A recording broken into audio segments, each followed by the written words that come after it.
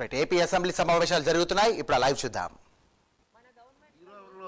6 నెలల క్రితం BC loans కి బెనిఫిషియర్స్ ని సెలెక్ట్ చేయమని అడిగారు అధ్యక్ష.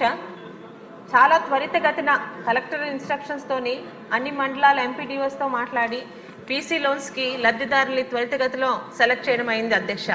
కానీ 6 నెలల నుండి ఆ లిస్టుని ఎందుకు ఆపారో, ఆ లబ్ధిదారుల దగ్గర నుంచి ప్రజల నుంచి బీసీ లోన్స్ వస్తాయా రావా, వస్తే ఆ లబ్ధిదారుల్ని ఇస్తున్నామా లేకపోతే అది మళ్ళీ క్యాన్సిల్ చేసామన్న వాటి మీద మాకు చాలా ప్రశ్నలు ఎదురవుతున్నాయి అధ్యక్ష.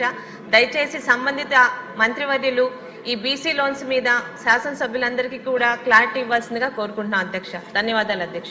ఉమా గారు, ఎమ్మెల్యే గారు.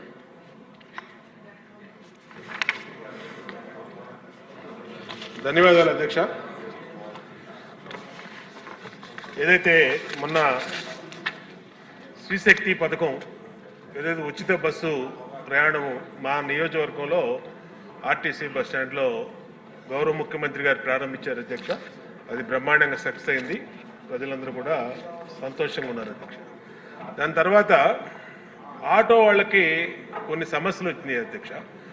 దాంట్లో విజయవాడలో ముఖ్యంగా ఈ ఫ్రీ జోన్ అని పెట్టారు. అది కూడా ఇంతకుముందు కూడా పెట్టాం. దాన్ని ఏదో రద్దు చేస్తా ఉన్నారు. ఆ ఫ్రీ జోన్ కూడా లిఫ్ట్ చేయమని అడిగాం అధ్యక్ష. ఆటో కార్మికుల గురించి ప్రధానంగా కూటమి ప్రభుత్వం అధికారంలోకి వచ్చేటప్పుడు పార్టీల పరంగా కూడా వాగ్దానం ఇచ్చాం అధ్యక్ష. మనం మేనిఫెస్టోలో పెట్టాం అధ్యక్ష. జీవో నెంబరు 21 అని ఏదైతే ఫైన్స్ పెడుతున్నారో ఆ ఫైన్స్ని రద్దు చేస్తామని చెప్పాం అధ్యక్ష. జీవోని రద్దు చేస్తాం 21 అని చెప్పి.